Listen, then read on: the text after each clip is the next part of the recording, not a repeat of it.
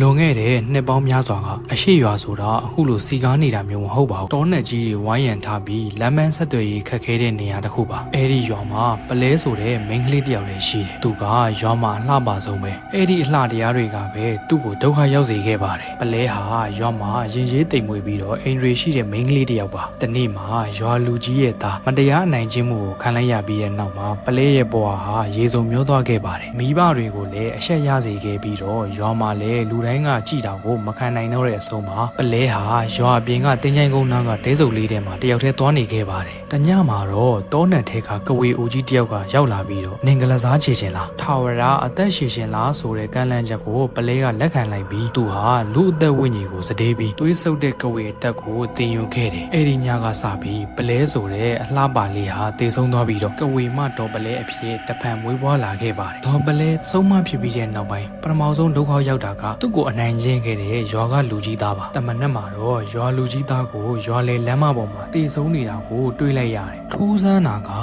သူ့ရဲ့ခန္ဓာကိုယ်ဟာအရေကုန်နဲ့အယိုးပဲကြမ်းပြီးသွေးတွေတစ်စက်မှမရှိတော့ပါမျက်လုံးတွေကလည်းအထဲကိုချန့်ဝင်နေပါတယ်အဲဒီနောက်ပိုင်းရွာမှာထူးဆန်းတဲ့ဖြစ်ပျက်တွေဟာဇက်တိုက်ဆိုသလိုဖြစ်လာခဲ့တယ်ညဘက်ဆိုရင်ဒေါ်ပလဲရဲ့တေးနာကနေကြောင်နှကြီးတစ်ကောင်ကထွက်လာတတ်ပြီးအဲဒီကြောင်နှကြီးဖြတ်သွားတဲ့ခြံထဲကနွားတွေဟာနောက်နေဗိုက်တွေပွင့်ပြီးတေးဆုံးနေတတ်ပါတယ်နောက်ပြီးရွာထဲကကလေးငယ်တွေကစားရင်တောဆန္ဒရောက်သွားရင်ဘယ်တော့မှပြန်ရှာမတွေ့တော့ဘူးရွာသားတွေလိုက်ရှာတဲ့ခါတိုင်းမှာလည်းကလေးငယ်ကိုမတွေ့ရပဲကလေးငယ်တွေရဲ့ဝေစားကလွှင့်ကျန်တာကိုလုံးဝမတွေ့ခဲ့ရပါဘူးဒေါ်ပလဲဟာပုံမှန်ဆုံးမတွေလိုမဟုတ်ပဲသူကသွေးကိုစားသုံးပြီးတော့နှုတ်ပြူမှုတွေကိုထိန်းသိမ်းထားတာပါလာပြညတွေမှာဆိုရင်ဒေါ်ပလဲဟာအသက်80အဖွားအိုကြီးကနေပြီးတော့18နှစ်အရွယ်မိန်းကလေးလိုနှုတ်ပြူတဲ့အသွင်ကိုပြောင်းသွားတတ်ပါတယ်သူ့ရဲ့မျက်လုံးတွေကလည်းအမောင်ထဲမှာဆိုရင်ကြောင်မျက်လုံးလိုလင်းလက်တောက်ပနေပါတယ်တနေ့မှာတော့ရွာကကာလာသားကောင်းကိုမင်းခန့်ကဒေါ်ပလဲအိမ်ရှိကနေဖျက်လျှောက်လာတော့ဒေါ်ပလဲကညောင်ပင်ကြီးရဲ့ပုံမှာဇောက်ထိုးတွဲလောင်းကြီးကျနေပြီးတော့လူရဲ့ဦးတွေကိုစားနေတာကိုကိုမင်းခန့်က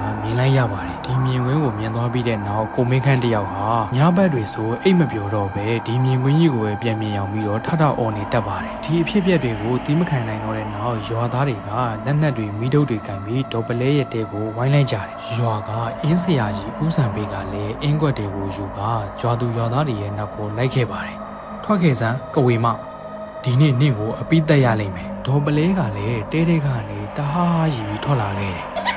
သူ့ရဲ့လက်သေးတွေကအရှိကြီးထွက်နေပြီးမျက်လုံးတွေကလည်းနေရဲနေတာရွာသားတွေကကြောက်ပင်မဲ့ရှေ့ကိုတိုးပြီးတော့ဒေါ်ပလဲကိုဝိုင်းပြီးတော့ခုတ်ကြတယ်ထူးဆန်းတာကဓားတွေနဲ့ခုတ်လိုက်တိုင်းဒေါ်ပလဲရဲ့ခန္ဓာကိုယ်သွေးမထွက်ဘဲနဲ့နတ်မောင်နဲ့အခိုးငွေတွေပဲထွက်လာပါတယ်အဲဒီချိန်မှာဆရာကြီးဦးစံပေကတန်ချုံမှာအင်းကွက်တွေရေးပြီးဒေါ်ပလဲရဲ့ရင်ဘတ်တဲတွေကိုအားကုန်လွှဲထိုးလိုက်ပါတယ်ဒေါ်ပလဲတယောက်မြေပေါ်မှာလူးလိမ့်နေတော့ရွာသားတွေကဝိုင်းချုပ်ပြီးကျိုးတုပ်လိုက်တယ်ပြီးတော့ဒေါ်ပလဲရဲ့ကိုယ်ပေါ်ကိုရေနံစီတွေလောင်းပြီးမီးရှို့ဖို့လုပ်ကြပါတယ်မီးတောက်တွေကြားထဲကနေရွာသားတွေကိုစိုက်ကြည့်ရင်ငါပြန်လာခဲ့မယ်ငါသွေးတွေစိတ်ဝင်နေတဲ့ဒီမြေမှာနင်တို့ဘယ်တော့မှအေးချမ်းမှမဟုတ်ဘူးလို့ကြိမ်ဆိုရင်းတဖြည်းဖြည်းနဲ့အယိုးစုဖြစ်သွားတဲ့ဒီစိုက်ကြည့်နေခဲ့တယ်နောက်ဆုံးတည်ဆုံးသွားတဲ့အချိန်ဒီဒေါ်ပလဲရဲ့မျက်လုံးတွေကလုံးဝမပိတ်သွားခဲ့ပါဘူးဒေါ်ပလဲတည်ဆုံးပြီးတဲ့နောက်ပိုင်းရွာမှာအေးချမ်းသွားမယ်လို့အားလုံးကထင်ခဲ့ကြတာပါဒါပေမဲ့ဒေါ်ပလဲတည်ဆုံးသွားတဲ့နေရာမှာပဲညောင်ပင်ကြီးတပင်ပေါက်လာပါတယ်အဲ့ဒီညောင်ပင်ကြီးအောက်ကိုညဘက်ဖြတ်သွားရင်လေလူတယောက်ရဲ့အော်တန်နဲ့သွေးညီနှံ့နေဟာအခုထိရနေတော့မှာပဲဇလန်းလေးကတော့ဒီလောက်ပါပဲကျွန်တော်ရဲ့အကောင့်လေးကိုလည်း follow လေးလုပ်ထားပေးကြပါဦး